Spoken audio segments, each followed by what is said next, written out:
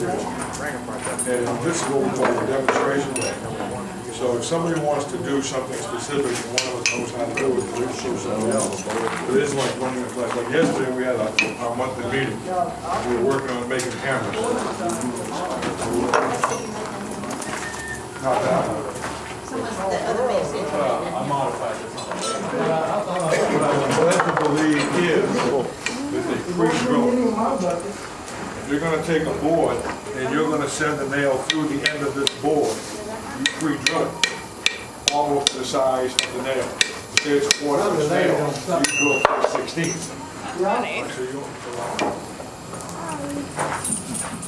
That's about an eighth. What do you say? I just did it. I want to do it from the other side so it doesn't get stuck. Yeah, put it on. Okay. Just, all right, let go. There you go. Turn it over.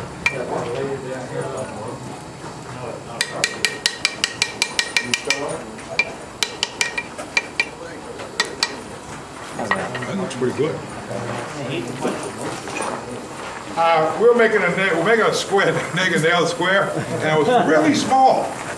And we need to make it a little bit bigger, but not too big. And I'm trying to make it as what a nail would be today for the, we used to call it a 10-penny wham nail, what most people use. 10-penny nail is about 2.5 inches. That's 2-inch, 2.5-inch nail, a common nail. And that we're trying to make. We make big ones, but now what do you do with them? Because we're not putting logs together. And we're using dry wood, not green wood, which makes a big difference. Because back in the old days, they make a plank, and you got finished making a plank today. You want to sell it to him right now, because you've been working all day and you ain't had nothing to eat. If you don't sell it to him, you're still not going to have anything to eat. So you're going to sell it to him, so you got something to eat. Now you got a board, you don't want to leave it laying around. You want to make it, you want to get it done. So it's all done real quick. Really get down through it. So we're trying to make a nail head. We want something that's useful.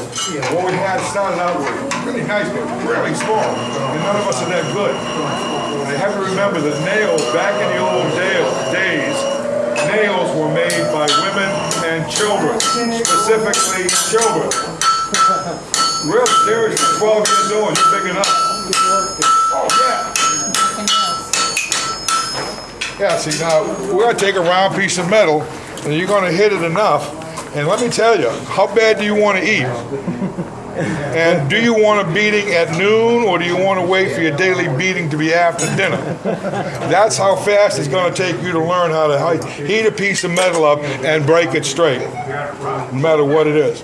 Now in England, all chains, which is the next biggest product you can have, if I make a nail and I sell the nail to you, you're going to put it in a piece of wood and it's done. And now if you want it, we make more nails. Same with chain link. Once I've made a length of chain and put it into a chain, it's either going to hold horses, hold human beings, or hold anchors. Everything up to a 1-inch length were made by women and children. And women did a lot of chain links because their husbands were fishermen and they were gone for 6 months and there's no income. Well, we had no social security, none of the great stuff that we have in the Democratic Society of the United States. But, and the other thing,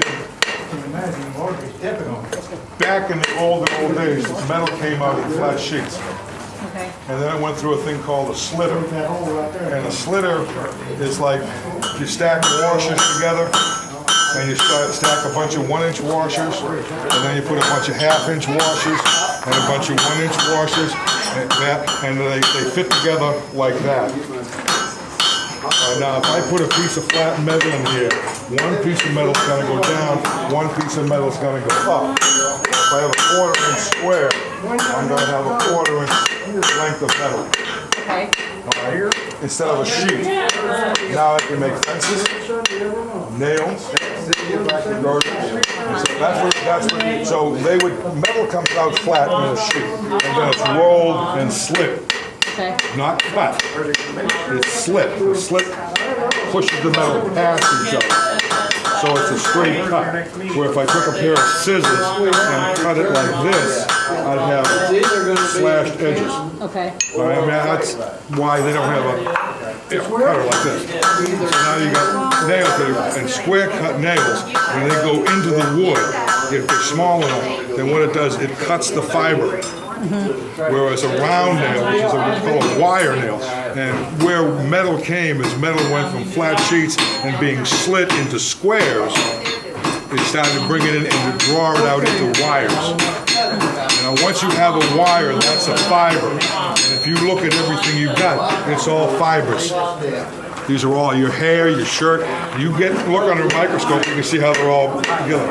Well, now if I want to hang a bridge, I use a wire. If I put a whole bunch of wires together, now I have a flexible thing that's wire ropes.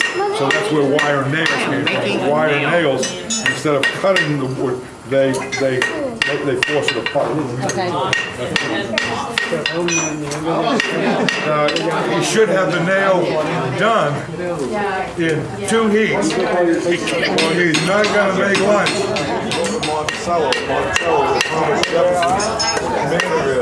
Because he had slaves, and I'll show you where the area was, and it will tell you that there were so many black children, all 12-year-olds, making nails. And the nails went from his place in Monticello down to Williamsburg, Virginia, where they have a whole area down there, built a hospital during the Revolutionary War. And made nails.